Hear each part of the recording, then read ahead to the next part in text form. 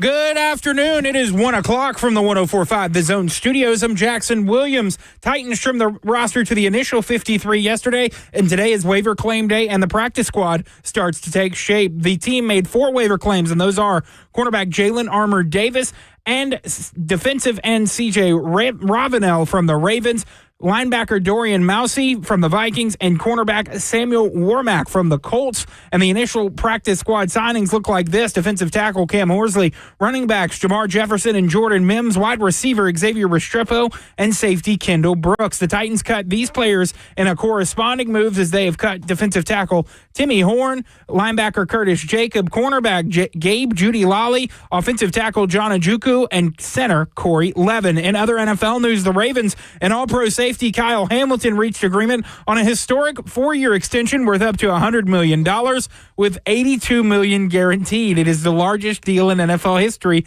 for a safety. For your foundation repair and waterproofing needs, you need to visit USSTN.com. Breaking news at once on your home for the Titans and Vols. This is 104.5 The Zone.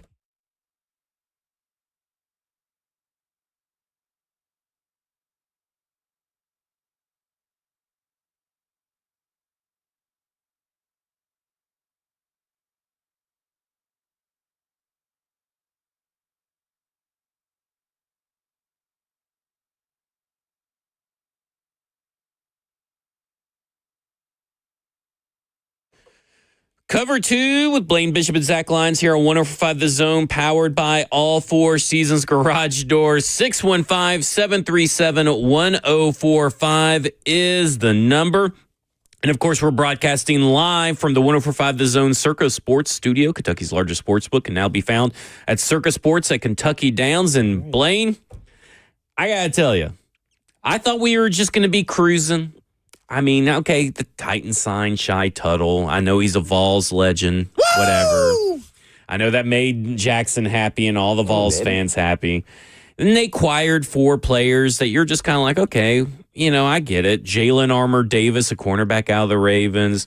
Dorian Mossey, an undrafted free agent linebacker out of Auburn. C.J. Ravenel from Western Missouri, undrafted free agent last year, who you signed from the Ravens, and Sam Womack, a nickel corner that got cut from the Colts that, you know, intercepted, I believe, Mason Rudolph last year. Okay, I mean, nothing exciting, but that's kind of what you get on waiver claim day and all that kind of stuff. And then they get to the releases and the waivers that they have done that to make room for those 5. I know. Who they parted this? ways with defensive tackle Timmy Horn. They parted ways with linebacker Curtis Jacobs. They departed ways with cornerback Gabe Judy Lally and then John Ojukwu. I don't really have too much of an issue with that. They're choosing Brandon Crenshaw-Dixon over John Ojukwu. That may come back to bite them in the butt. But, you know, okay, no big deal. And then they announced that they have released, which means he does not have to go through waivers, Cory Leven, who is the guy, the player that has been taking, that your star rookie quarterback has been taking all of his snaps from. We know he can play guard. We know he can play center at an NFL average level. He's dependable. He's healthy. They release him, which means, again, he does not have to go through waivers, so he can free to sign anywhere.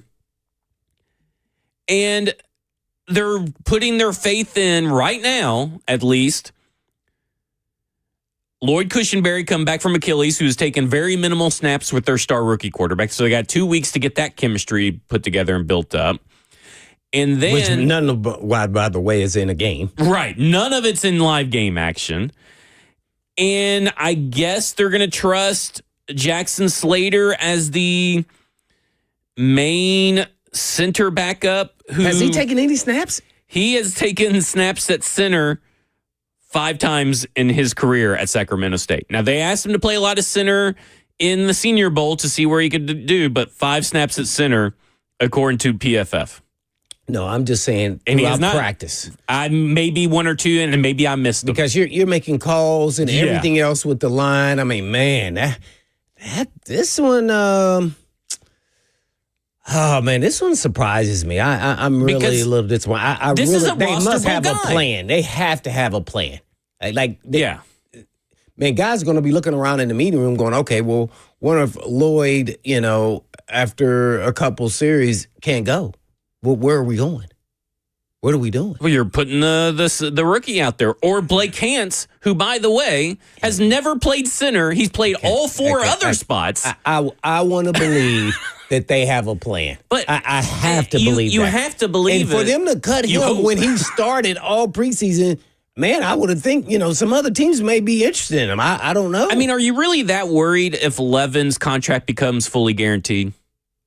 Right? Because I've seen a couple of people say that. And because if he's on the roster, I don't know what he was making. Let's start there. A 1 year, $1.255 million. I'm stunned. I'm a little disappointed. So, I mean, because Lloyd Cushenberry's come back from an Achilles, people.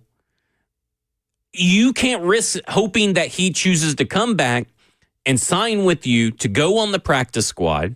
You have to hope that he does that. Because they could have had a handshake deal. Yeah, could have a handshake deal. But what's the? That's why I say they have to have a plan. On the Dallas Cowboys owner, Jerry Jones. He thought he had a handshake deal with Micah Parsons, right? And I go back and I think of New England, where Jared Wilson, their rookie center, they had a center retire on him, and they cut another center. Then they drafted a center who is injured, Jared Wilson. They have Garrett Bradbury, who's not very good, up there, and behind him is some guy named Ben Brown. Cory Leven seems like a guy that should be probably on the New England Patriots radar with all the offensive line woes that they have had. Oh, he's familiar with Vrabel, that's for sure. And I get that it should be I get that this means that they think Cushenberry is going to be ready week one. No, that's cool to think that, but then what is the plan if he isn't? Let's say after the first drive, it tightens up on him. We're talking about Achilles now, and you got to anchor as a lineman. And I don't care how he's looked in some freaking practices. You better have an insurance policy or your job is on the line. There's no way. When you make a move like this, no. And maybe it's some weird roster gymnastics where they have to have a plan. And then they're going to put him back on the active roster. Like maybe they got that deal in place. I don't know. They have to. But couldn't you have done your roster gymnastics elsewhere? Like, I guess that's the point in my mind. Like, if these are truly roster gymnastics, there are other players you can sacrifice and do that. I feared that those undrafted guys that they kept at O-line, let's just use that group because it could be at another position as well, that they're going to get picked up. They just really loved them. Yeah. And felt like, okay, who can be, out here that nobody assigned, and we can have a handshake deal, and we know we're going to bring them back. And by the way, who's going to believe us? Yeah. Yeah, most players would be like, okay, thanks. And they'd be like, man, as soon as you walk out there, you'd be like, I'm not coming back here. Because you feel like, woman play. You feel so used right there, man. That is the vet worst deal ever. And it shows you, I think they have a plan because they waited to the end to do it. So they were intentional on when they cut him. So that's why I say it has to be a plan. It's almost impossible. And listen, for me, it's just like I'm a very big mitigating risks. Okay, I'm just very big on it. Couldn't the roster gymnastics and roster math have come from somewhere else instead of Cory Leven? Couldn't it have come from, did you really need to claim, Samuel Womack? He's a corner that plays nickel. He's 5'10" and some change. He plays nickel. Well, you got like that in spades everywhere on this roster. I don't know. I find it very curious, the decisions that these guys talk themselves into, even if it ends up working in their favor where Cory Leven comes back to the active roster. Even if that happens, I just find it very curious how they even said, this is the guy that we have to release. Yeah. Like, to me, that had to come from the top of the top. Yeah. Yeah, that's GM and up. I don't think anybody, man. Because you can't put a guy like that on the practice squad at this point because he gets claimed and plays a lot. This is a vested he's a vested veteran. Yeah. He's going to be, if you put him on the practice squad, you risk someone getting injured and them saying, okay, we know Cory Leven can play and start in the NFL. Let's bring him over. Yeah. I finally thought of a reason. Okay. Yeah. He was part of the John Robinson draft class. That's the reason. There you go. I was just joking, but I cannot make sense of this one. For me, I just, I wouldn't roll the dice on this one. Maybe they think he didn't play well enough and nobody will pick him up and they cut him at the end and maybe they can just kind of squeeze him through. But, man. Because what about this? You know he doesn't want to move and all. He doesn't want to go through all that, man. But what if the Patriots say, hey, Cory Leven, no, you got to, what are they paying you over there to come back to their active roster? And he says 1-2, 1-3, whatever. Well, we'll give you 2-3. Come over here. Where are you going? Honey, we got to pack up and go. Yeah, right? I mean, that's just, to me. Can't leave money on the table, especially a guy in his position who's kind of a journeyman, bounce around, backup, lineman. Yeah, you got it. Yeah, because, I don't even know what year is this, 6? What year is this for him? He's been in for a little bit. Dang, man. We'll have Easton on. We'll ask him how surprised he is of this cut. I'm a little bit stunned.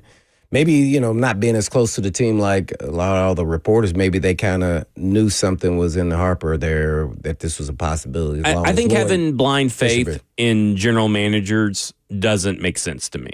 And I get that for fans, that's real easy to do. You want to have blind faith and think your team is the smartest and your team is that. But there are other teams who are watching Cory Leven play considerable amount of snaps in the preseason and saying, that guy's a dude. Maybe we'll spend a little bit extra money. I would. If I was the GM of the Patriots, regardless, well, then I'd be Mike Vrabel. But if I was the GM of the Patriots, regardless. It's okay to be Mike Vrabel in certain instances. It's okay. But I'm just saying he's the GM and head coach there. But I would definitely be paying. Well, I didn't watch him, so I'm just assuming that he played solid. So I don't know. Did you see anything that... let me say this, if this is a production results-based business like the Tennessee Titans claim, that's not the guy you cut. Yeah. Even if it is with the intention of doing other stuff. Again, don't have to do roster gymnastics. You don't have to use him for your roster gymnastics is, I guess, my whole beef. They must not have any other options in their mind. Which is crazy to me because their roster is not that good, That's why they're trying to get to. Yeah, but he's part of me... When we talk about the offensive line having good depth and all this kind of stuff, he was part of that equation. Now, he still can be. But, again, I know that there are circumstances that some of these players have built a life here, right? Their families here, their roots are here and all that stuff, and that means a lot. But I also kind of find it a little, and maybe I'm just taking it too personal, Blaine. Okay.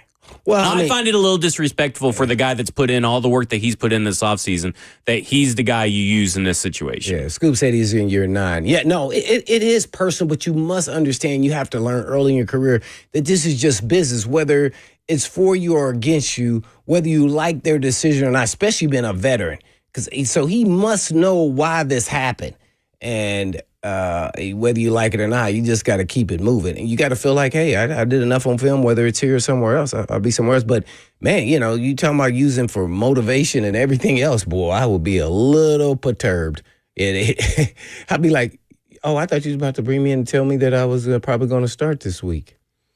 And to be worried about... We're going to release you? To be worried about $1.255 million becoming fully guaranteed for a guy that, hey...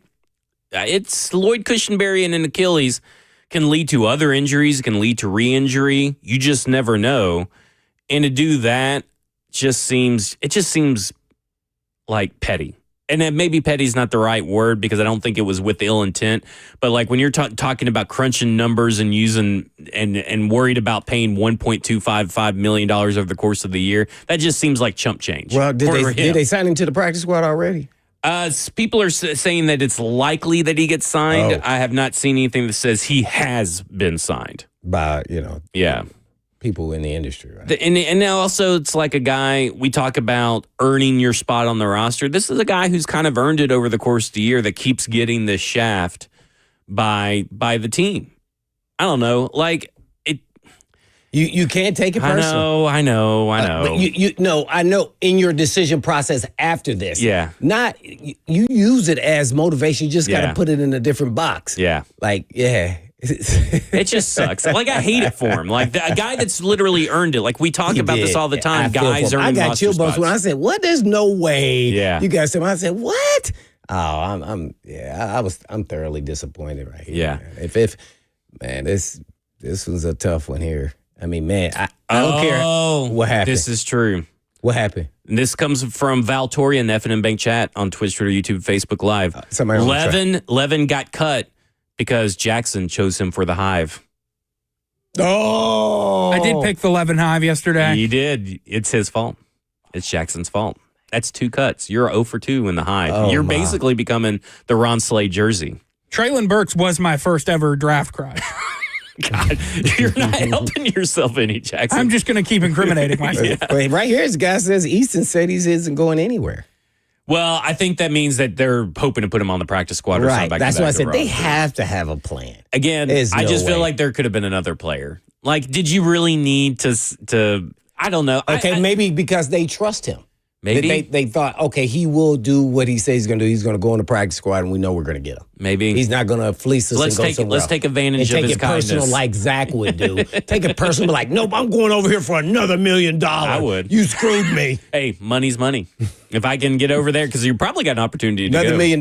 What if the taxes are different? You got to move your family, all that. You really only making another $200,000.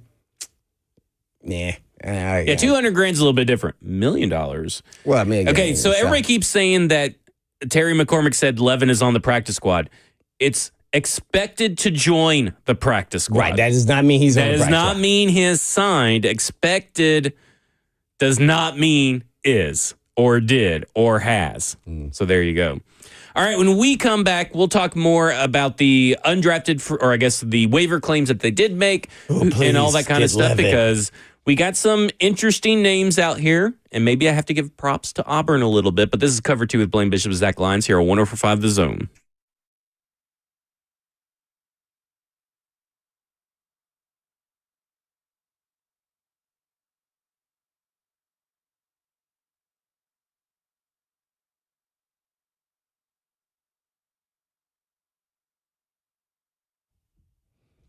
Legendary coach Lou Holtz once said, before people spend money, they ask 3 questions. Can I trust you? Are you committed to excellence? And do you care about me? Hey, friends, it's Blaine Bishop for Eurofix. And Eurofix has built its business on answering those 3 questions with a bold yes. And back in 1999, owner Aaron Stokes was by himself with a 1-car garage in downtown Franklin. And a few months later, Aaron moved to a shop and in a barn behind his house so he could stay close to his family while building his dream of offering the best service on European vehicles at below dealer pricing.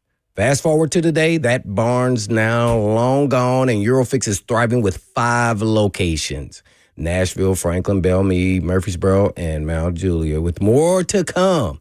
All work performed comes with a 3-year, 36,000-mile nationwide warranty, plus a rental car is available with every appointment. So go ahead and ask yourself, can you trust us?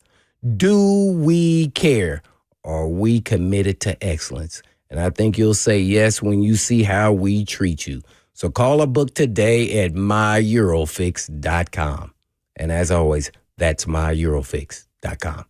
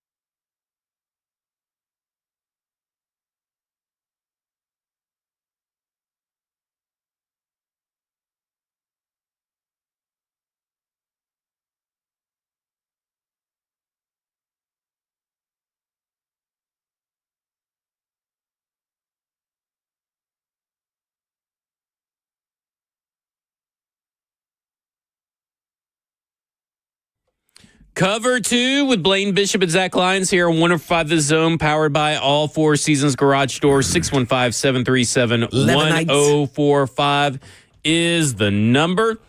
Okay, so we were talking about Cory Leven, roster math aside, and all that kind of stuff. Victim of the roster math, I guess. All those Levenites, like myself. Levenites, like the Swifties. They got the Levenites. Apparently, they think that the NFL will snatch up Brandon Crenshaw-Dixon for whatever reason, but, that's on them. Is it tackle? Yeah.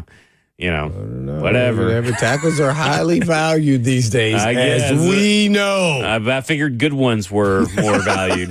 Well, he's a good backup. He was all right. I mean, he's really a third stringer that's going to have to be a second stringer if you were to have both your tackles go down. Because he is the second offensive tackle backup. It goes Oli Udoh, and now it goes to Brandon Crenshaw-Dixon. Oof, buddy. Please stay healthy, everybody. Okay. You got the best O-line coach in the industry, right? I tell you, it's something. Come on, man. It's something. Hey, they have a better field than us, but boy, this Leven win, man, I'm with the Levenites on this one, man. Yeah. Okay, so the Tennessee Titans have claimed 4 players. They claimed linebacker out of Auburn that's an undrafted free agent this year, Dorian Mousey, which we're hoping we're saying that right. None of us looked up to see how you spell his last name. It could be Mossy. We don't know. Samuel Womack III. Oh, listen to this. So I'm on. He always has this dumb fight. You didn't help us on the wording. I said Mousy as well. We struggle with names. I said Mousy as well. So we'll look that up while I tell my other story. So yesterday I put up a clip of us talking about the University of Tennessee recruiting and all that kind of stuff. And I called it Weber State. And then I put this on TikTok, and some guy on TikTok just randomly replied and says, "Learn to pronounce it, but doesn't tell me the pronunciation." To be honest, Mousy. It's what? Mousy. It is Mousy. But I've never heard anybody say it, and maybe they did, and I thought they were saying Weaver State, but apparently it's Weber State. Weber State, yeah. I never knew it. Yeah, Andre Dicey is coaching there. That's the only reason I know. I didn't even know where it was. Listen, if it's spelled if I don't think I've ever heard it and it's spelled a certain way, that's how I'm going to pronounce it. Man. But yeah. O-A-R-E-A. Yeah. O-R-E-A. You nailed it. I know. He got cut. That's why I like learning people's names. Like, he's not even going to be on the team. We spent all that time learning that name. You and Jackson did. I didn't. Samuel Womack from the 5'10", 189 out of Toledo from a couple of years ago. Was drafted in the 5th round by the 49ers, was eventually cut. Ended up with the Colts. He got cut from the Colts there.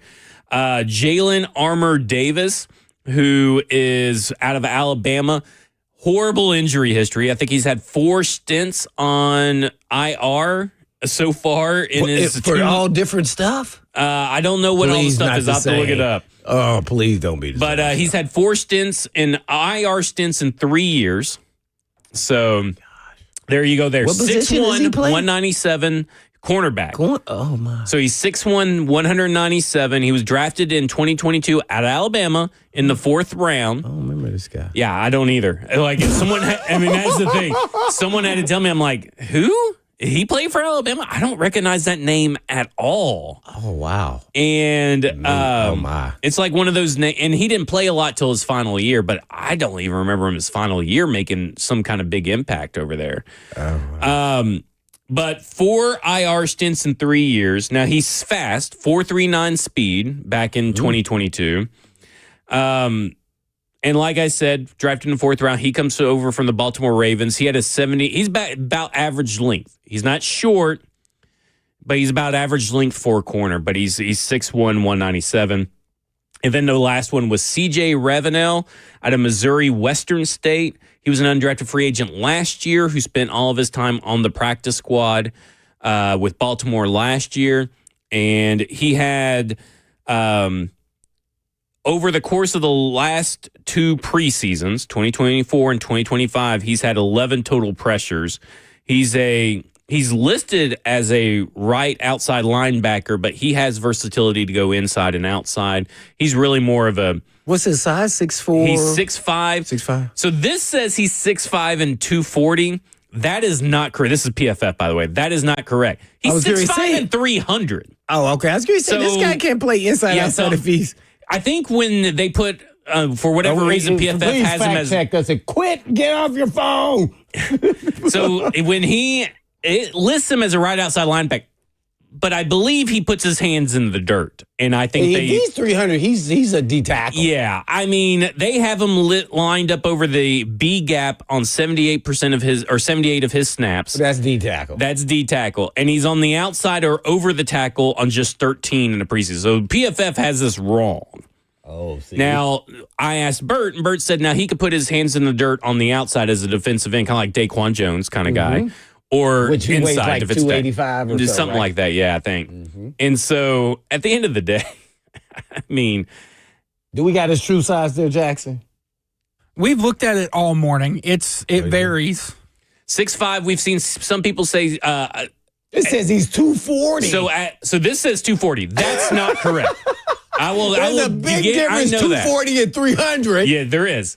This is PFF, by the way. This is not me. So PFF got it wrong. He was 280 when he did his athletic testing last year. He was 280, and it wasn't at the combines, as pro day. And then the Ravens have him listed at 300, and so does Pro Football Reference. Oh, okay. So I would err on the caution that it is 300. PFF getting some of these, just like they get their grades wrong, they got this weight wrong. Yeah. I've seen a lot of people start using grades more and more today, and I'm like, no, we're not doing that. I refuse. Justin Meadows put out a bunch of tweets, and I texted him. I go, I'm not retweeting anything you have with the PFF grade because I don't believe in them. They here. Ultimately, I guess I'm the most confused by the two corners. I'm not confused. I'm not confused that at least one corner's picked up, and they released Gabe Judy Lawley or waived Gabe Judy Lawley. But now you're carrying 7 corners as of right now. And one of them's an outside guy, one of them's an inside guy. And really, with Marcus Harris, Roger McCreary, and Jarvis Brownlee Jr., the math should work out where you don't need another corner. Inside. So my conspiracy inside theory, or nickel, inside, yeah. Really. Well, what if Judy Lawley, they cut him in the they cut him. So my conspiracy theory is, what if this means that maybe Roger McCreary gets traded?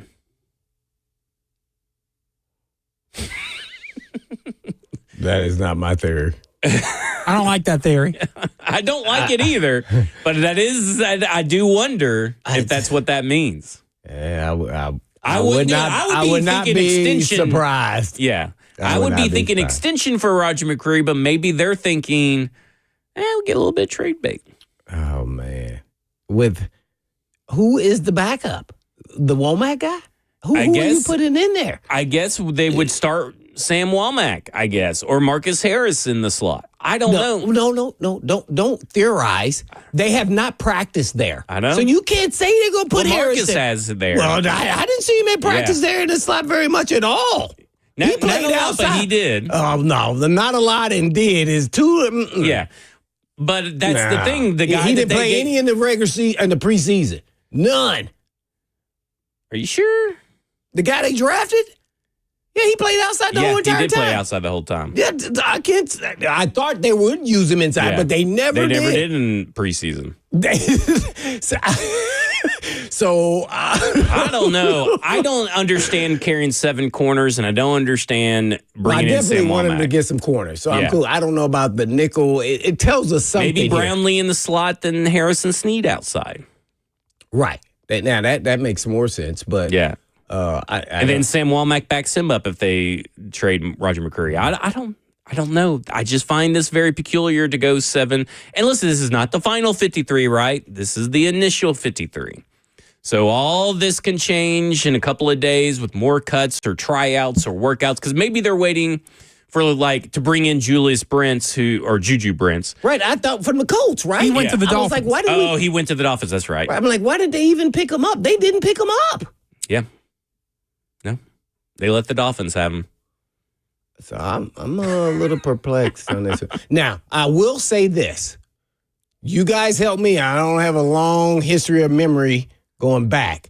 Who was the last waiver wire claim the Titans picked up that actually turned into a player? Now, I'm going to say a guy.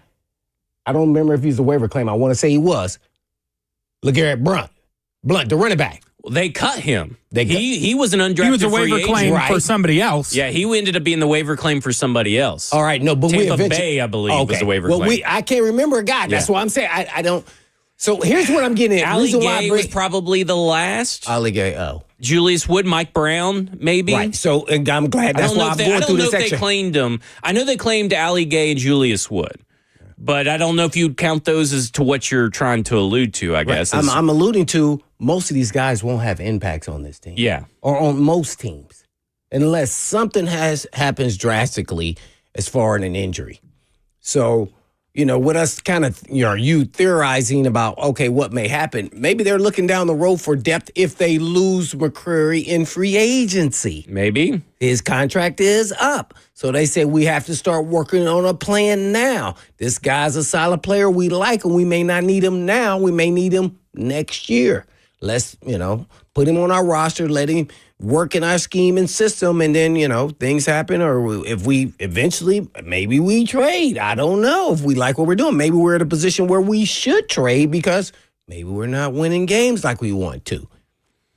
I was going to say maybe Kyle Vandenbosch was claimed, but he wasn't claimed. He was just signed. Yeah, he was just signed. That's what I'm saying. So, we can go through all these different players. I can't remember a player. I'm sure there's one that we claimed that kind of impacted the team. No, I don't know. That's a good one to look up from. Now, if somebody comes up with one or two guys, okay. Still, that's not. Yeah, like that, what I'm getting at is the majority. Zach Cunningham. Are not. Zach Cunningham was a claim. How can I forget that? Because I was on Buck's show and had to eat a plate of steamed plain Brussels sprouts. He was because a starter I said, too. because I said that the Tennessee Titans would not claim Zach Cunningham, not get the chance to claim Zach Cunningham. Well, he ended up starting, so he ended. Yeah, he was a claim. He was a claim from who? He got cut by Houston. Yep. Houston that's right, the Houston. But he was a best vet that started in the league. I'm talking about. Yeah, these guys. No, he had to go through waivers because at the time that he was cut is when all players go through waivers. Right. But he was starting. Yeah, they gave him big money. So it's really not like I get what you're saying. It's not the same because he's not some random dude. Right. That hasn't made a name for himself yet. Yeah. These guys that are now, Kamalei Correa was traded to the Tennessee Titans from the Baltimore Ravens. So someone had said that one. Yeah. So yeah, man, that's a long. You have to go back a long time to maybe find someone. Yeah. It's to think these guys that they're going to pick up are going to be immediate. The likelihood is probably not. They may have some form of small amount of contribution, but unless somebody gets hurt. So yeah, Mousey's probably the most Mousey. Yeah, Dorian Mousey. Mousey. What do we land on Mousey? He spent 4 years at Duke, then went to Auburn, and then he started his final year at Auburn. He led Auburn with 81 tackles last year. Mm-hmm. So he went up in competition from Duke to Auburn. 81 tackles. He has 273 career tackles. He has I think he ended with 2.5 sacks at Auburn last year as well from the linebacker position, but he's the fourth linebacker, right? Right. So he's a guy that he may be your most impactful one because we're talking about linebacker 4 who'll probably find his way on special teams, right? Mm-hmm. So he's going to have an impact there. The other guys are probably guys that you may see here and there, but they're probably, Samuel Womack's probably the most experienced of the 4, I would assume. Mm. So, Dorian Mousey being inside linebacker 4, probably your best bet to have some sort of impact if he still is on the roster by the time games are played. Because again, these guys are likely to be the guys that are cut for other people later on down the road. Right. So, we shall see, but yeah, I just don't know in this day and age the way it's all set up. It's more set up for back end of roster guys who maybe you find a gym. And that's really hard because sometimes you get stuck with numbers and you get a gym. Yeah. And I think that's why you look at the teams that are having a lot of success also have depth. The Ravens, the Chiefs, the guys. Well, they claim 2 from the Ravens, right? So you start looking at their players going, man, this guy can actually play. We've watched them, and they just got in the number crunch. And hey, this guy can be a depth piece or second string guy with us immediately. So I think that's what they're really trying to do. Yeah. it'll be interesting to see. I was just, I'm a little surprised by some of the claims. I figured it'd be different players. I did think that, okay, Julius Brents makes a lot of sense, or Juju Brents makes a lot of sense. He's an in-division rival. On top of that, I did too. I thought, man. He plays outside corner. He's of good pedigree. He's kind of had if you're comparing Jalen Armour-Davis and Juju Brents, right? If you're comparing those two, and I have not watched them yet because I know that came out, like at 12. Both have issues with injury because Juju Brents had an injury history, injury prone like Lucas. But Juju was drafted in the 2nd round versus the 4th round for Jalen Armour-Davis. And Juju Brents is a guy. Here's the thing. He should have never changed his name. Once you change your name, your stats go down. It's just proven in the NFL. It's weird. Josh Hines Allen, he used to be just Josh Allen. Oh, right. He had 16 and a half sacks or 19 sacks, something like that, and then went down to 9 sacks after changing his name. Just saying, it's a real thing. It's a real thing in the NFL. Remember Robbie Anderson? Then he changed his name like 50 times, and none of them caught on. Yeah. Tyrod Taylor told everybody he was going to be called Two-Rod. Now he's just a backup. It's a real thing. It's a real thing. But he's a guy that I liked coming out of college that – going down the Senior Bowl was one of the guys I was most excited to see. I think he did really well at the Senior Bowl and everything. Last year, not this past year. This would have been 2 seasons ago. Yes, the 2023 Senior Bowl, so that year. And he got drafted by the Colts. I was a little upset. He played average for them his first year. This is going to be his 3rd year in the league. 4th round pick. What was 2nd round pick? Oh. So, this is a guy with good pedigree, that's the guy I would have claimed over Jalen Armour-Davis. Now, here's what I'm going to say just generally comparing a 2nd round to 4th round, not watching any film. Yeah. 2nd round guy probably has elite talent. He just hasn't seen it yet materialize as a player.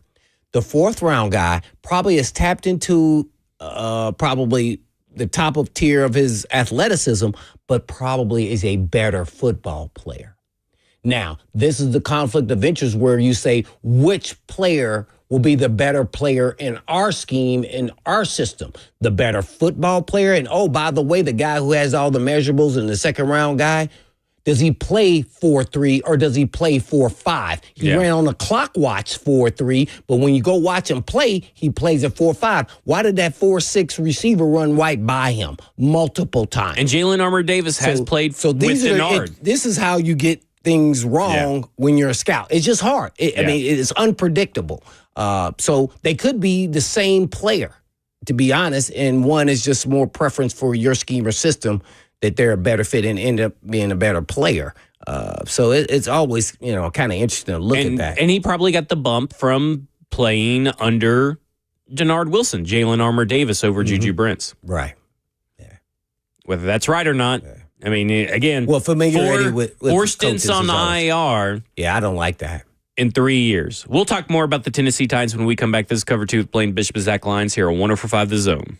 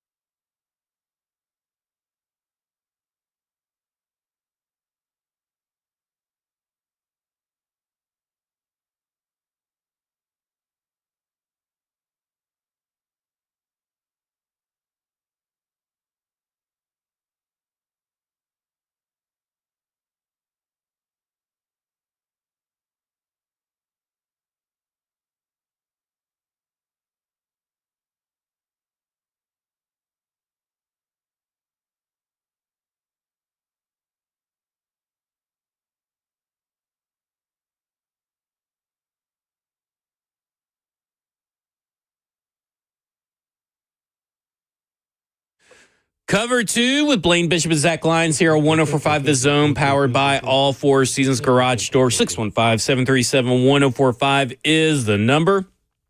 And looking at the injury history of Jalen Armour-Davis, a recently claimed cornerback out of Baltimore Ravens. 2022, he had a hip injury. In 2023, just an illness that didn't land him on IR, but then he had a concussion. Then he had hamstring issues that got him in trouble. And then he had knee issues that got him in trouble.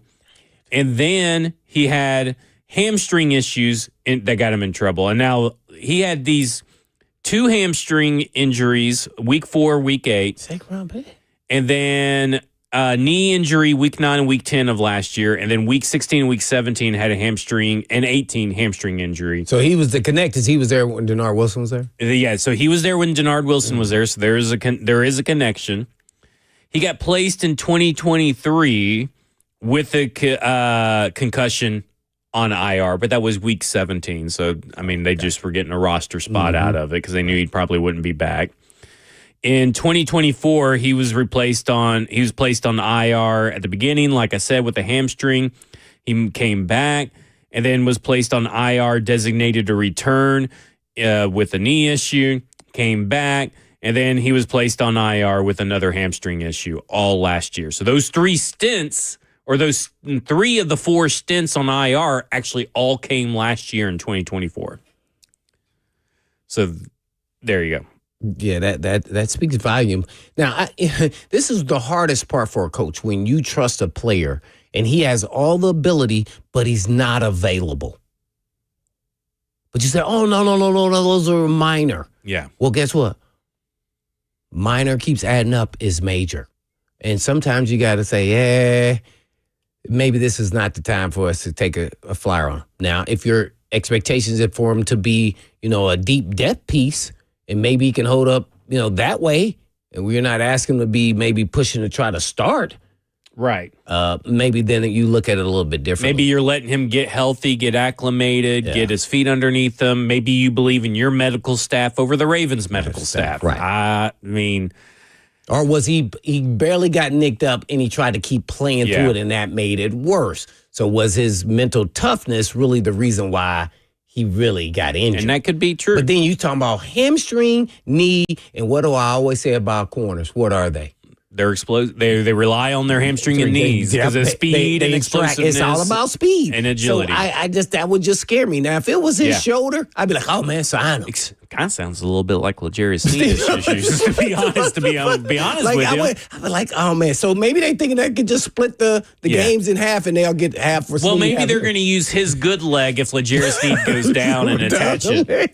Yeah, they're going to use his good leg over. He's just there for spare parts. Hey man, there is history in this league, and if you are unavailable, I could have a long list of injuries in my portfolio of my injuries. But guess what? Missing games just wasn't a part of it. And so that's where it's different. Man, you got to be available. Man, that's a tough one for me. You can love a player, but if he's not available, that's the thing is like you gotta. I thought based on the actions of this year that they were all about availability. And it doesn't seem like the moves lately feel that way. Now, because that's what they preached, right? They preached that these guys all stay healthy. You look at Cody Barton, you look at Kevin Zeitler, and Xavier Woods. These guys that they signed, these guys that they drafted, they did have stayed relatively healthy throughout their career. That's one of the big things that they have talked about was health and availability. Also, you have to love football, but like that's what they did, and. I don't know. This one is just kind of curious to me. Like, if I'm taking a chance, and I get it. I get what you're saying in the sense of Denard Wilson's familiar with him. Maybe he's a better fit for the scheme in Denard Wilson's mind than Julius Brents. I don't know what Jalen Armour-Davis does that Julius Brents can't do. Juju Brents. I'm sorry. Bad habit. But I've seen Juju Brents be able to play man coverage. I've been able against to see the him Titans. I've seen him do press coverage. So I don't know what he could be asked to do that what Jalen Armour-Davis can be asked to do that Juju can't. So I don't know. Maybe they're on. I'm gonna go with check me. these players out on some tape today. Yeah, Maybe they're with me and they understand that a name change is a death sentence in the NFL. So maybe they're with me. Maybe they've crunched the numbers and looked at the stats and said, hey, Jalen Armour-Davis has not changed his name, and that's going to be the deciding factor. But there's also a side of me that, I don't know if it's kind of more old school. Juju Brents, he's in a division. You go, man, if the guys are pretty much even, he's been available.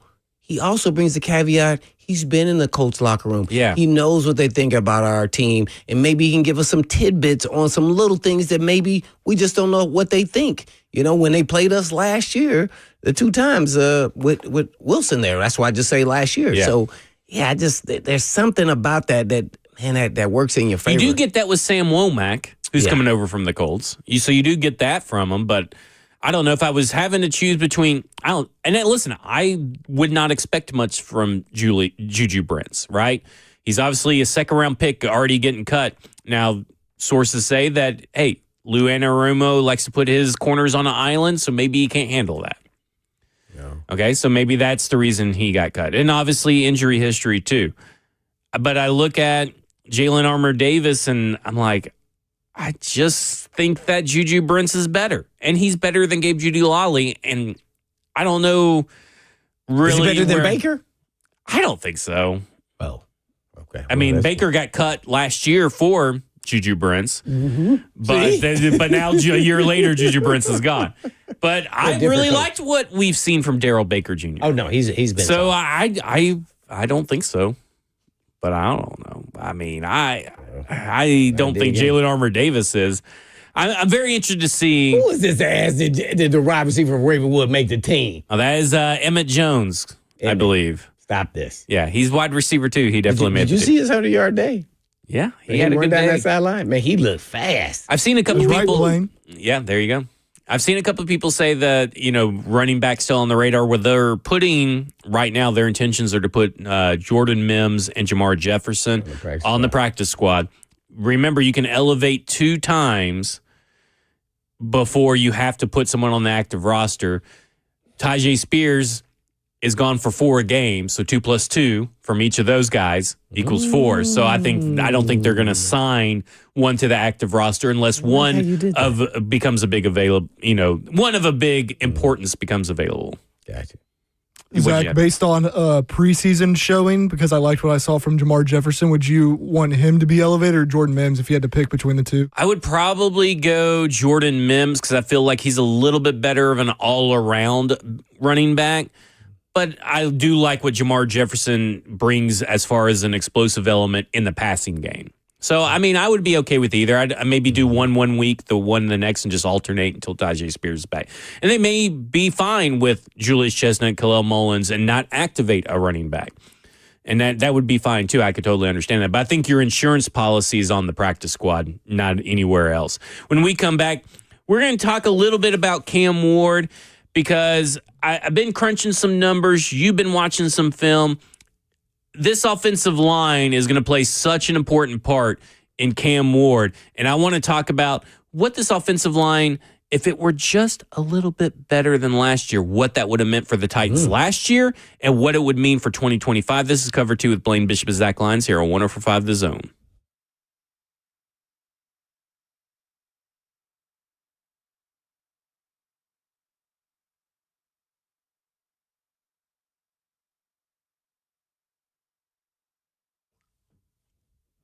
Blaine Bishop here. Look, we talk all day about training, recovery, and staying in shape, but no one wants to talk about what happens when things start to slip in the bedroom. The truth is, ED is more common than you think, and it's nothing to be embarrassed about. And at Edge Peptide Therapy, they're helping men get real long-term solutions that don't just treat symptoms, they fix the problem. Their therapies are built around your body using science-backed peptides and hormone optimization to restore blood flow, increase sensitivity, and boost performance. And even if things are working just okay, they can help take your sex life to the what? Next level. So check out edgepeptide.com. Yes, edgepeptide.com. Or you can just give them a call today at 615-724-1878. That's 724-1878.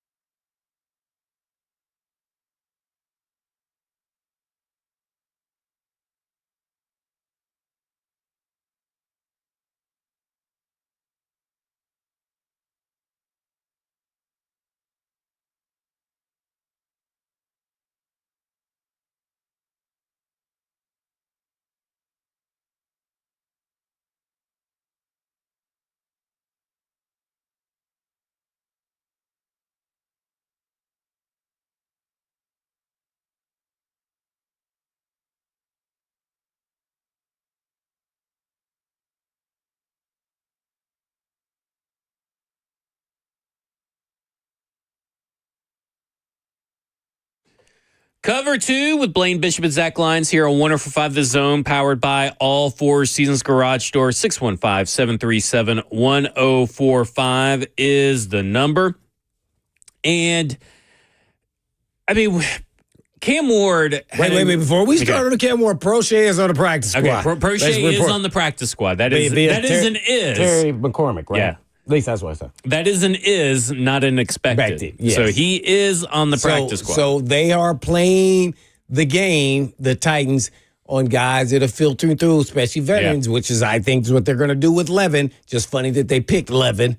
Not comfortable with that, but I think that's what's going to end up happening. Because, as the special team coach said, Fossil, he wasn't too comfortable quite yet with DK returning kicks. I wouldn't be either right now. I don't think so either. DK's got some settling in to do. Let's put it that way. I think is the best way to put it is that he's got some settling in to do. Yeah. Okay, so Cam Ward, because, he claimed, this has the potential to be a top 10 offense. This has the potential to be a top 5 wide receiver. He said that? He said that. Yeah. Potential. But that's what he believes, and I'm all for a guy believing in his team and believing in himself.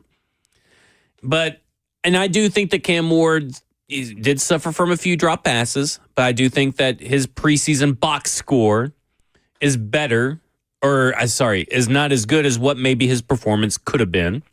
Like, I don't think it's very indicative. It doesn't tell the whole story. What were their numbers? Do you know? It was. I just had it right here. Only one I just really feel like it was a drop was Jefferson. I know Alec dropped one. I know everybody's saying Jefferson dropped another one, but that's not a drop. PFF didn't think he dropped. He suffered from any drops. That was the other one was a PBU by the DB, in my opinion. Yeah, I would agree with that one. Yeah.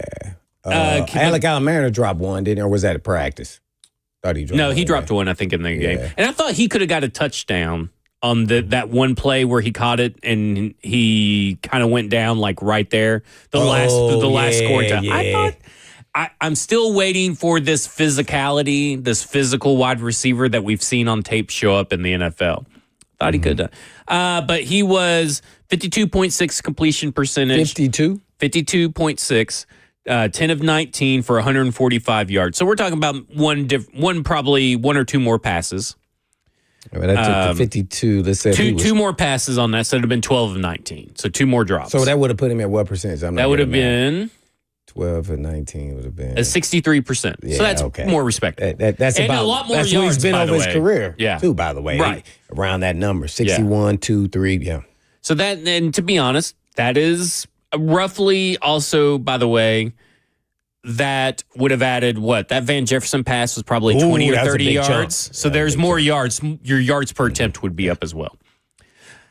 But you had brought up something that got me a little curious. Mm-hmm. You had brought up that you went back and watched film because you keep getting asked by all these radio guys nationally as what? What do you get asked? Yeah, well, I don't come and tell you all the different places I go on radio, nationally, ESPN or Sirius or whatever it is. But Very popular guy. Yeah, but they keep asking me, like, can the Titans be the surprise team, not just in the AFC South, in the AFC? And I go, well, it would surprise me. Yeah. And so I keep getting the question. A lot of people. So I said, I'm going to go back and watch all the offensive side because the defense is going to have some issues. That's pretty clear for me. So I wanted to watch the offense. And what I saw was 5 of 7 of Cam Ward's drives were 3 and out. 5 of his 7 drives were 3 plays and out. The other 2 drives, he went down and scored. So I was like, I don't know where everybody's getting what is going on. Is he playing good for a quarterback and not even hardly really getting touched?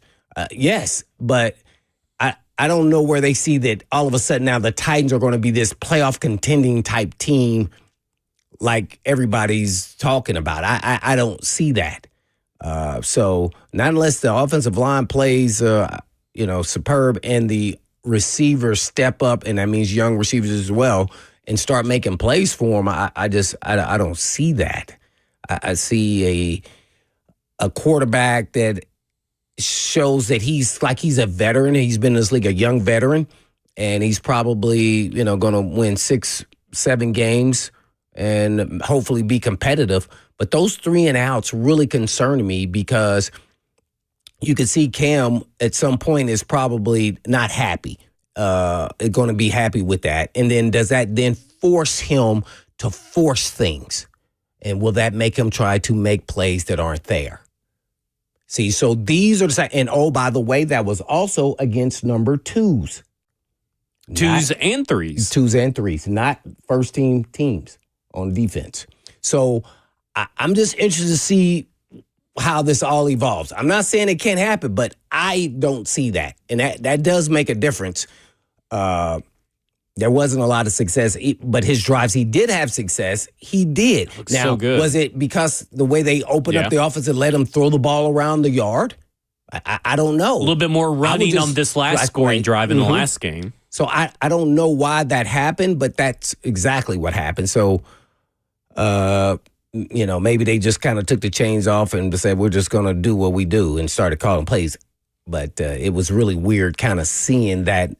Unbeknown to me, I didn't know that was going to be something that I find out. I didn't even really notice that it was 5 out of 7 3 and outs. Yeah. To be honest with you, when you said that, I was actually very shocked. I just didn't notice it when watching the games. I knew that there were several 3 and outs, but I just don't think it really computed in my mind how many of those were. And I may be off a drive or two, but it's somewhere that like it's a leaning in the other direction, like I'm talking about. And so it's not leaning in the good direction. Yeah, as much as I thought it was going back, just kind of. Even if it's 4 of 7, that's still over 50%. Yeah. You know what I'm saying? So I just wanted to pump the brakes, but I don't know how to stop this flow of. I know there's a lot of excitement, and I'm excited too. But we got to see him in live action in a regular season game and see how everybody around the quarterback performs. Because to me, when he has his toughest issues, not only is he going to get frustrated if they can't move the ball, but nobody open. Because that's what I've seen in practice. When nobody's open, then that's when he starts kind of going back to, let's say, I'm going to make a play.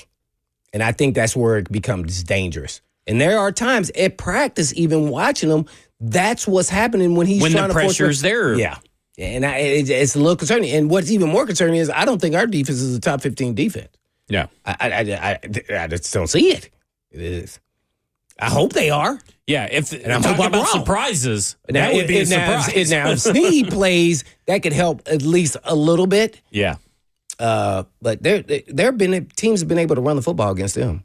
Right. Even in the preseason. I don't care who's out there. There's holes people running through. I don't know if guys. Because run defense is about what? Is what you told me. What you want to. It's about want to. Go get that sucker. Yeah. That's it. I mean, go get him. Unless guys are jumping in the wrong gaps. And you don't know that, because there's backups out there. So, So I just, I don't know if other people are seeing it differently than me. That's all I'm saying. I was just a little concerned.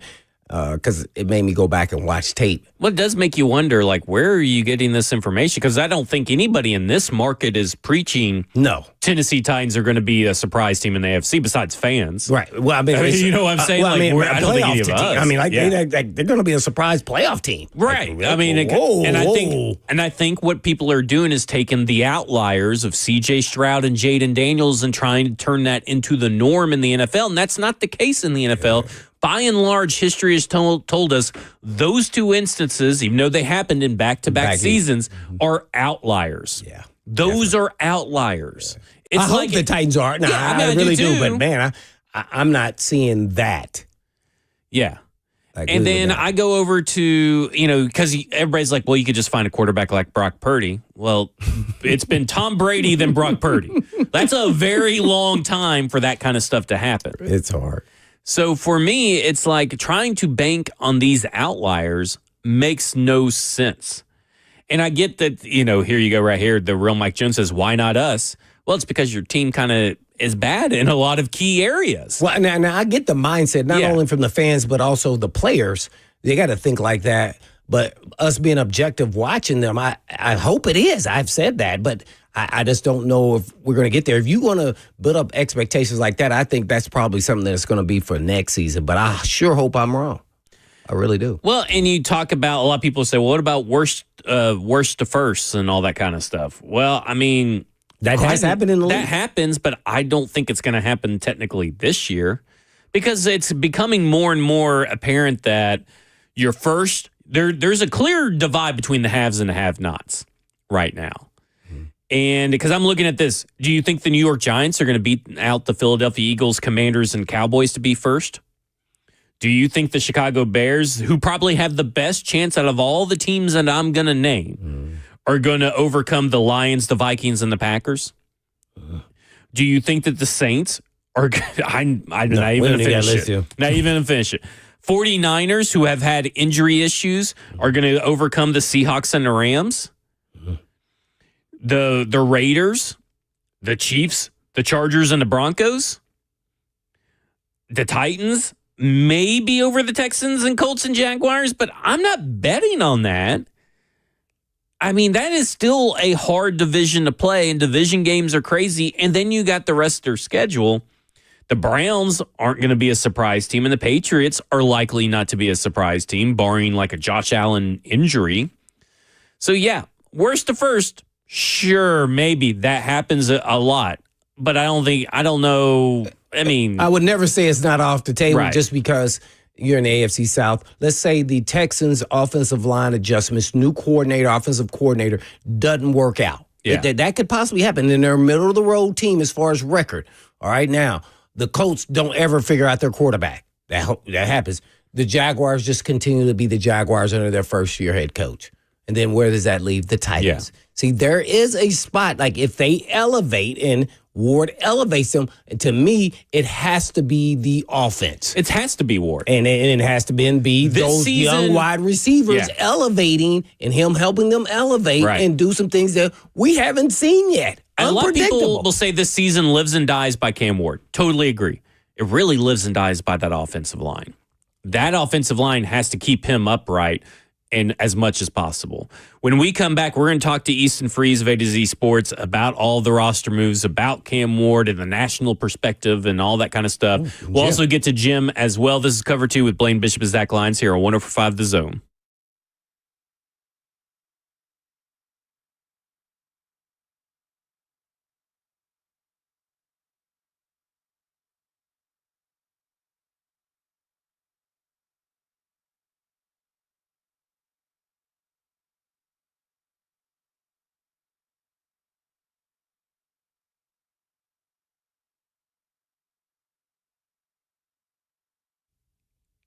Let's talk insurance. King and Associates Insurance. They're independent agents, and that's a big difference.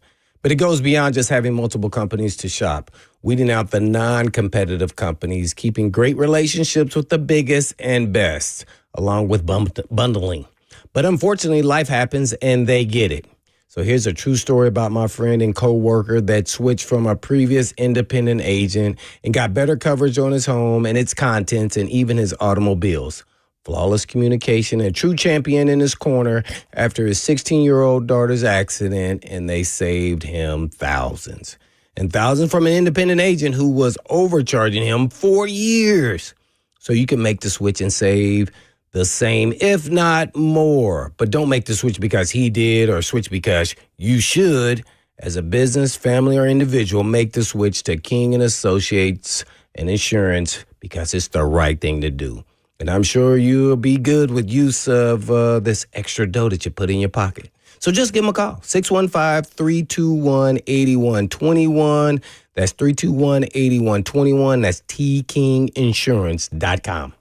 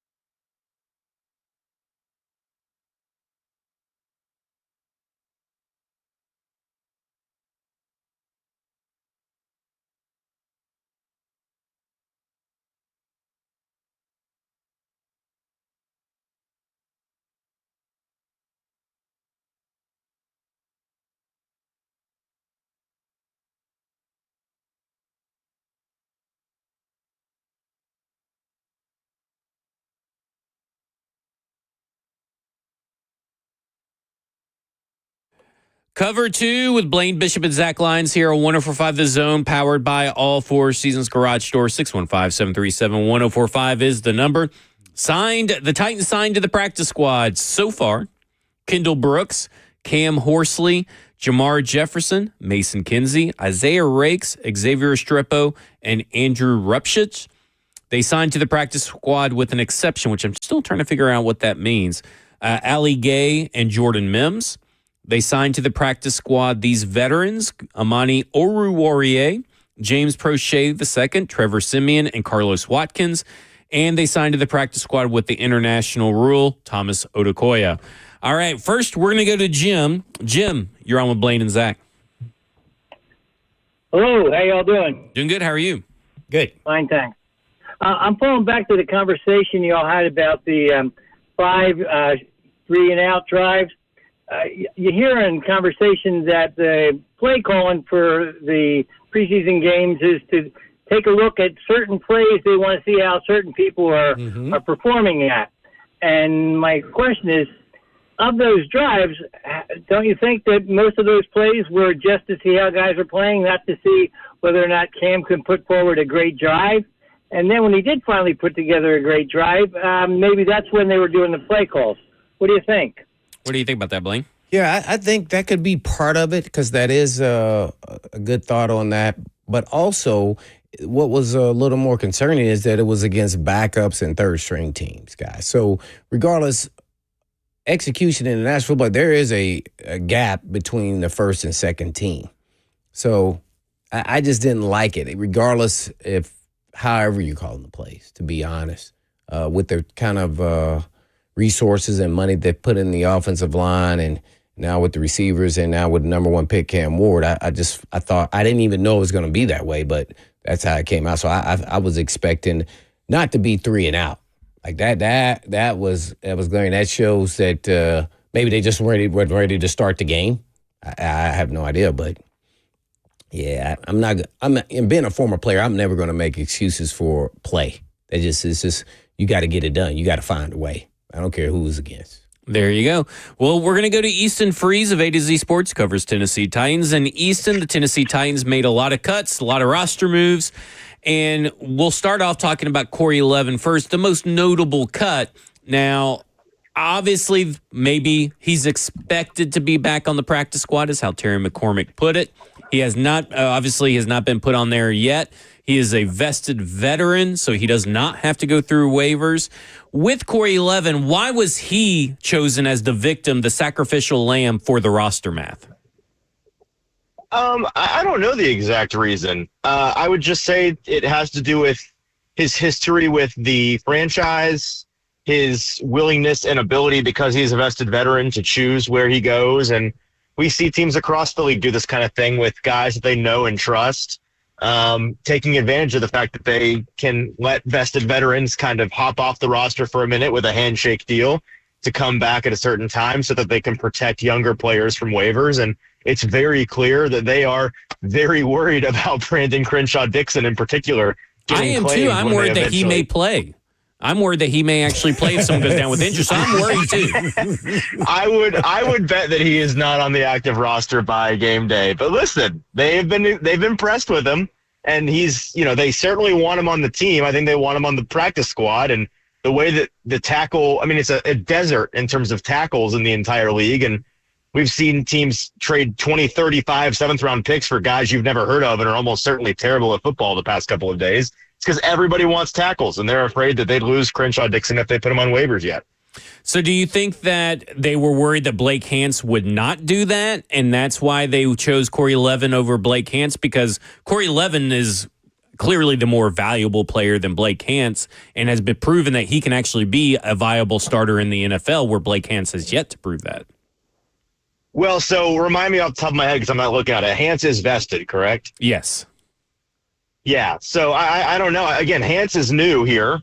Cory Leven's been around for quite a while, and he's done this song and dance with the Titans before. But I forget the circumstances, but just last year, there was a time when he was up and down, and we thought that he got cut, and we all tweeted from the Titans media room at the facility that Cory Leven was cut. And then we walked down into the locker room, and there was Cory Leven getting ready for practice. And we were like, what's going on here? And he's like, they're about to have me back. So I think that this is just kind of his thing. Gotcha. The Tennessee Titans, they signed or claimed, I guess to say, claimed 2 cornerbacks, one with a lengthy injury history in Jalen Armour-Davis, who's been on IR 3 times just last year in 2024, and then Samuel Womack from the Colts. What do these claims really say about keeping their right now? Obviously, things can change, keeping 7 corners, but what does this say about their cornerback room? Well, I found it interesting that they claimed Armour-Davis purely because of his injury history lately, and with pretty much everybody that they've signed this offseason. We were talking about this back in the spring, right? That they are emphasizing availability overall. And with Armour-Davis, he kind of bucks that trend. And I think that the connection and probably just the want, frankly, from Titans defensive coordinator Denard Wilson, wanting his guy that he coached when he was the defensive backs coach there in 2023 in Baltimore. I think that probably overrode their general philosophy on guys who are available. And that, guys, they can pound the table for their guy, and that sometimes happens. I think that them churning the cornerback position isn't terribly surprising, considering they moved on from all of their UDFA rookies. They were hoping somebody would show some promise. Obviously, they were not convinced of that and let them all go, and don't intend to bring any of them back to even the practice squad. So I think that they just want to find some semblance of reasonable depth there, and they're willing to churn it until they find somebody. Were you surprised that they did not pick up any or claim any edge rushers? Because this pass rush stinks. I understand people wondering why that is, but I think if you go look at the guys that were available to claim on waivers at edge, yes, the bar to increase the floor of this edge room for the Titans is so low that there were probably some guys you could point to and say that guy would do it. But generally speaking, edge was and is not ever in free agency or on waivers or anything like that. Edge is one of those positions where it is super duper scarce. We know this, and we know that I can't get all riled up when you don't take somebody at edge. When I go look at the edges that are available, and I'm not super compelled by any of them. Like Braden Swinson is the name you heard passed around a whole lot yesterday. Folks were surprised to see the Patriots move off of him, and I get that. But then you see Dane Brugler, who knows everything about the draft, talking kind of cryptically about how he turned a lot of teams off in the draft process, and he's a complicated prospect. We know that the Titans front office is very serious about getting the right kinds of people in terms of their head and their heart into this locker room. And then not only did the Titans pass on him, he's just one example, but the entire league's worth of waivers passed on him, and now he's going back to the Patriots practice squad. So there's always more to these guys than meets the eye, and I generally advise people not to get all worked up about a guy on waivers, that they're confused why somebody didn't pick, your team didn't pick them up. There's usually a very, very good reason guys are on the waivers in the first place, and there's stuff going on that we don't know about. We're on the phone with Easton Freeze of A to Z Sports, going through all the Titans transactions. Well, Easton, I'm going to follow that up with, when was the last time a waiver claim was impactful on the Titans or even in any roster? Because it may be hard to think of a guy, but at least for the Titans roster, because most of those guys are going to be back in the roster anyway, correct? It's a fantastic question, Blaine. It's one that I asked verbatim to Titans assistant GM Dave Ziegler when we sat down with him in Atlanta a couple of weeks ago. Oh, wow. And I wish I had that quoting right in front of me, but he essentially gave you the same answer I'm going to give you, which is I don't really know. And it's nobody is saying that your team is going to be, magically fixed by the waivers. Everybody understands that these guys, again, were waived for a reason. And, our buddy Mike Herndon put together a piece over at paulkaharski.com just the other day going through the waiver claims of the last 10 years and who the most impactful guys were. And it's a bleak list. I mean, when you look at a guy that the Titans just added in, help me out, the cornerback from Indianapolis.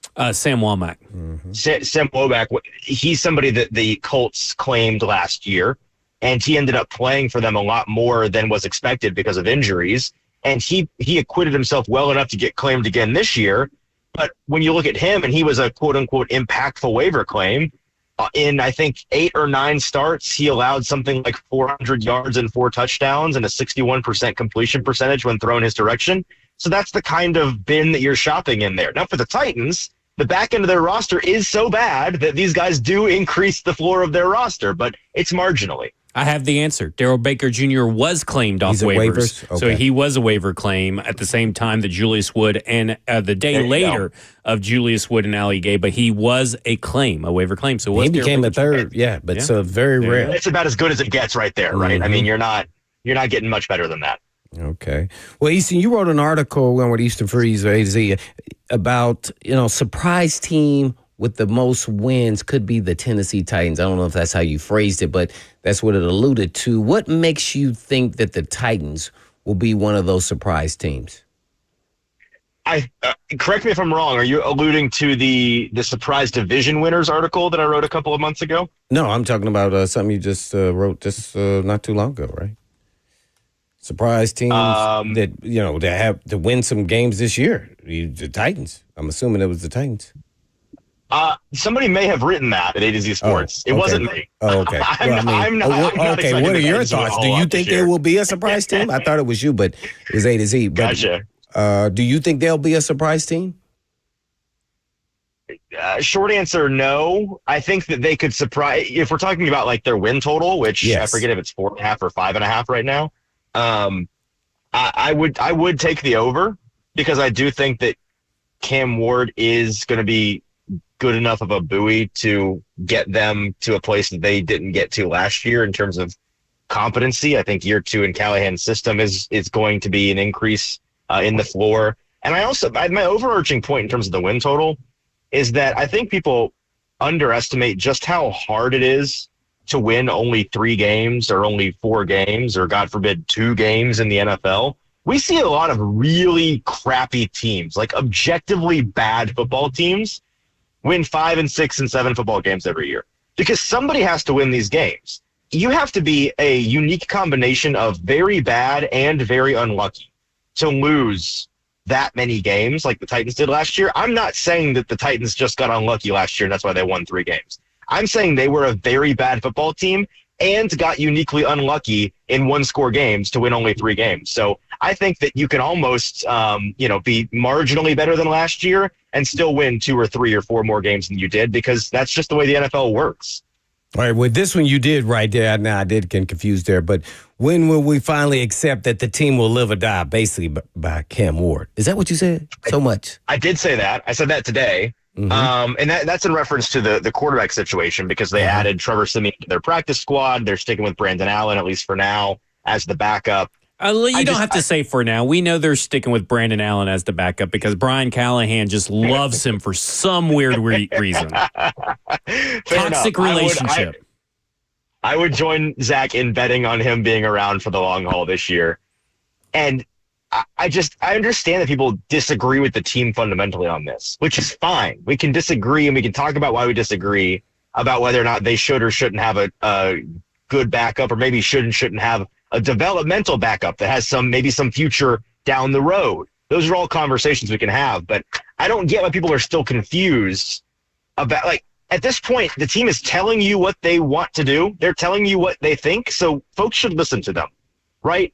We all think that their backup situation stinks. We all think that. And they aren't even particularly fighting us on that. They're just saying that they're happy with who they've got. So, like, you do the math. You know what I mean? This is a team that wants to live or die by Cam Ward this year. And if Cam goes down and they have to turn to guys that we think are not nearly good enough to win you games, that's the dying part. They're fine with that. Now, you could argue that maybe could get Brian Callahan's staff in some hot water, which I would rebut, means that you've got more fundamental issues as an organization than winning games. Like if some Brandon Allen wins or losses are what gets Brian Callahan fired, then you're a dysfunctional franchise, flat out. That shouldn't be the determining factor for your head coach getting hired or fired. Oh, wait, though. No, now let's say they're at 6 wins and they got to win 2 games to get in the playoffs and Cam Ward is not available and Brandon Allen's out there and he goes out there and poops his pants. Then that can happen. That can happen. Fair enough, but I think you brought up I would argue, exceedingly rare scenario where we just saw it happen. I mean, we've seen it happen twice here in Tennessee, by the way. Just want to say we've seen it twice here. We saw it with Blaine Gabbert. Not rare, unlikely. Yeah. Well, it's unlikely is what I mean. For this roster, I would argue it's unlikely. Maybe it is unlikely that they're in playoff contention, but we've seen it happen with the Tennessee Titans twice. We saw it with Josh Dobbs and Malik Willis just a few years ago, and we saw it with Blaine Gabbert a few years ago. It's happened twice to this team. This is a franchise. This is a very unlucky franchise. I'm just throwing it out there. It could happen. Totally. And I will flip to the other side of the fence on this, because my opinion on this is absolutely baking in that I'm not expecting them to be in playoff contention. And I said this in reply to somebody to that tweet you mentioned, Blaine. If they are nearing the trade deadline and they are, well above 500 and Cam Ward is a spark plug and they're hitting the lottery on a number of young guys and it's all coming up aces for the Tennessee Titans, right, then the math totally changes on that. Then you do need to go and look at adding, in my opinion, somebody that gives you a winning ability at backup, because I think that the fundamental thing that I've been pushing all summer is that I think backups are underrated on good teams and overrated on bad teams. And if you suddenly find yourself a good team way sooner than any of us expect, then you need to be spending on backup quarterback 1,000%. Yeah. I just don't think they will be. Yeah, well, not with this defense. That you continue to defend the Femi Oladejo pick. And I know you said wake me up in 2 months or unfreeze me in 2 months when the Femi Oladejo pick will matter. But I'm going to probably have to wake you up in a few years for the Femi Oladejo pick to matter, because second round picks and pass rushers and projects do not mix historically in the NFL. I saw that you did some research on this, which is well done by you. Listen, if you gave me a truth serum right now and asked me which of the Titans picks right now I am least optimistic to reach their expectation relative to their draft pick, right? Like, I'm not expecting Khalil Mullings to be incredible because he's a 6th round pick, but with my expectations for that round, I'm the most pessimistic about Femi for sure, because of, frankly, I think a lot of the other picks have exceeded or firmly met my expectations so far. That being said, I can't surely, Zach, you can appreciate that if my stance on Femi going into the draft process was that he was somebody that was going to require a year or two of patience to realize his potential, I can't then abandon it after 1 August of training camp. I mean, it's just I think it's a little bit longer than that. Real quick, a question on Femi, though. What pick was he? Game first? What pick was he as far as was he pass rushers? 52? No, not his pick. What number of pass rusher was he? 3rd, I think. He was only the 3rd guy taken? 3rd guy taken in the 2nd round. No, in the second total. Round. Oh, in man, total. I'd have to go ahead and count that. Is it like the 9th guy? 9th or 10th, probably. Like 9th or 10th, yeah. Right, so now we're getting the 9th pass rusher, or 10th pass rusher tells you no. Guess what? Yeah. That's why you the odds of you having success, that guy is the guy that's why they reached.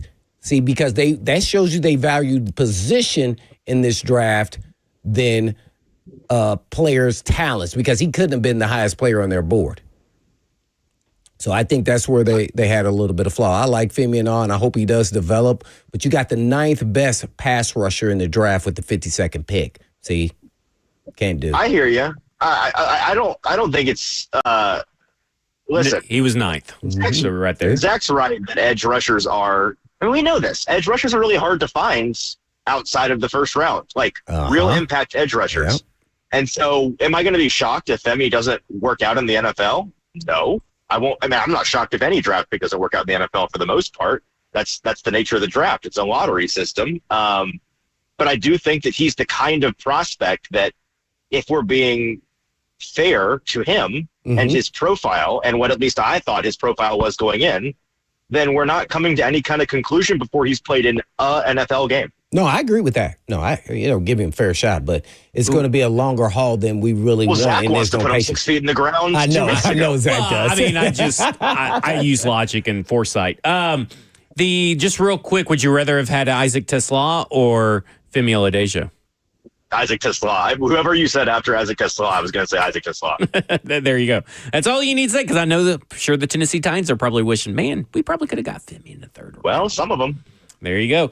All right, that will do it for Easton Freeze. Easton Freeze, we appreciate the insight from the Tennessee Titans. You can read all of his stuff at A to Z Sports. Have a fun next few days, and I guess ask Mike Berganzi some tough questions tomorrow. Berganzi. Will do. See you guys. All right, see ya. When we come back, we'll wrap up our talk about Waiver Claim Day. This is Cover 2 with Blaine Bishop and Zach Lyons here on 104.5 The Zone.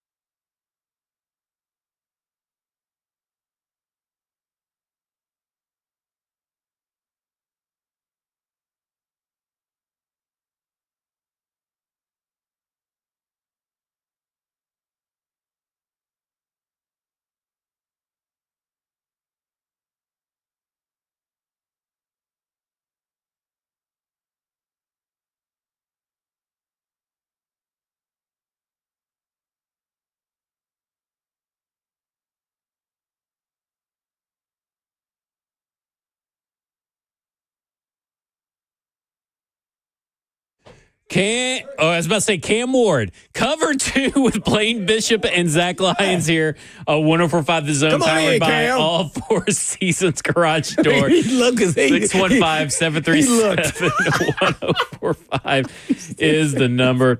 I almost say Cam Ward. Hey, 3HL's coming up next, and you can join them and 104.5 The Zone at King's Dining and Entertainment in Cool Springs as they broadcast live today for their football season kickoff and fantasy football draft. Fantasy football leagues, bring your crew to Kings as Brent Doherty hosts the fantasy football draft party starting at 6 p.m. that includes great food and drink specials such as every pitcher of beer purchased comes with a free pizza. Ooh, That's I heard that pretty piece. good. I heard that piece is pretty good. That's pretty good. That's pretty good. They'll also have other tons of giveaways and prizes as well, so make sure you guys go down there for that. 3HL is going to be broadcasting live right after the show. Yeah.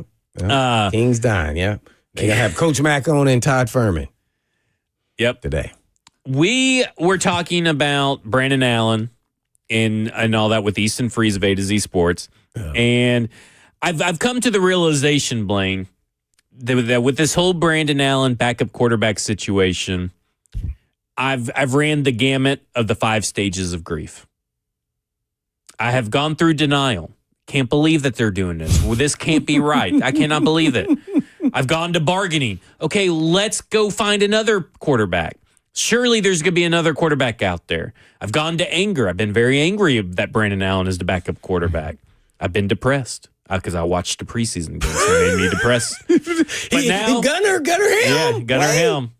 But now I've reached acceptance. It just is what it is, and there's nothing I can do to change it. And Brandon Allen is your backup quarterback, and let's hope that if they somehow stay in the playoff hunt, quote-unquote playoff hunt, like you see them in the graphics when they're putting up the playoff teams, and it says in the hunt after the wild card teams, Tennessee Titans, that surely they'll be like, okay, we can't play with fire this much longer. We need to find a competent backup. They're going to have to put Simeon and move him up. There's no way. Nobody's going to come in and learn the offense. Hey, man, this is nuts and bolts. He got screwed. Did Mason Rudolph make the team, the Steelers? I believe he did. Yeah. Let me ask you this. There was a tweet by Jordan Schultz today that Sam Erlinger decided to turn down several offers to be on the 53-man roster of several teams to stay on the Denver Broncos practice squad because he loves the staff there. And he loves the quarterback room with Jared Stidham and Bo Nix. Yeah. That's got to be a lie, right? I mean, right? Not saying that Jordan Schultz made that up, but whoever told him that is lying, right? Because I don't know. Maybe they offered him the most you can make on practice squad. But like we talked about, if you're getting offered on the 53, I believe you have to stay for a certain amount of time. So he would have probably been there week 1, Blaine. And if he's there week 1, his fully guaranteed contract becomes fully guaranteed. Why would you turn that down just because you found some drinking buddies? I don't know, man. Maybe he knows something we don't. Maybe he's part of the plan because he can kind of move around a little bit. Maybe they can use him as a little gadget guy. Like the Tyson Hill. Remember for Sean Payton? Now, he's he can do some of those things. Maybe needs to add to maybe get more shape. But I saw that as okay. I didn't want to believe. I didn't want to believe it. Yeah, sure that happened. That sounds like something Ross would say. Yeah, Adam. I have to say it could be Weber. Could be Weber. I don't know, but it's Adam Weber or Weber on the FNFA chat. So Damian Lillard went there. Yeah, that's what Ross told me today. Oh yeah. He's the big kahuna for me. But he says, who is better, Brandon Allen or Malik Willis? And I think we all saw that last year. It's Malik Willis. Oh, by far. That's close. A question? Oh, my God. It ain't even close. Brandon Allen was listed on FanDuel as the 32nd ranked backup quarterback out of all 32 teams. He's lucky there's only 32 teams because he would be even lower. If you included third quarterbacks, I think he would be lower. No. If the luckiest part of this is he knows Brian Callahan. He knows, or he wouldn't even be in the league. He knows Brian Callahan. No, he'd be on someone's practice squad. Yeah, he wouldn't be as a 2. That's all I'm saying. Yeah. He's not 2. Yeah, but he knows the system. It's a very toxic relationship that we probably need an intervention or something over this. But now I'm back in the anger. I'm back in the anger stage where I'm trying to stay in acceptance. I've accepted that Brandon Allen is the quarterback. What if they would have claimed Danny DeVito? What would you have Well, they would claim Danny DeVito. He's about like 60, and he's about. Oh, I know. I meant Tommy DeVito. Tommy DeVito. My bad. I love him as a character too, because this is a character we talk Tommy about. DeVito better than Brandon Allen, no doubt in my mind. Like, there's going to be very few quarterbacks Tommy you can name DeVito. that I'm going to say that are not better than Brandon Allen. Oh man. I almost would say that Danny DeVito is better than Brandon Allen. Danny DeVito's name, my man. That's always what I think about when I see DeVito, because I never heard of the quarterback before he played with the Giants. Yeah, and listen, Are they related? I don't think so. I don't think so. Yeah, It would have been Always Sunny in Nashville. yeah. There you He go. just run me off a ledge. He wouldn't even care.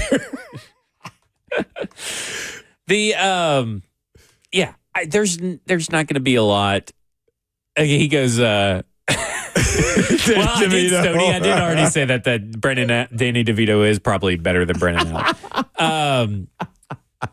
Hey, Stoney has Brandon Allen as QB1, remember? What? What'd you say? Stoney has Brandon Allen as QB1, remember? No, that was Van Jefferson, wide receiver 1. We can't put Brandon Allen QB1 on Stoney 2. He's already getting grief for saying wide receiver 1 Van Jefferson, who's still on this team. But guess what? We have to go, because 3HL's up next. They're live from Kings Bowling down in Franklin. Make sure that you're down there and you go out there and do your fantasy football draft with them. This is Cover 2 with Blaine Bishop and Zach Lyons here on 104.5 The Zone. And in the meantime, And in between time, peace. Danny DeVito.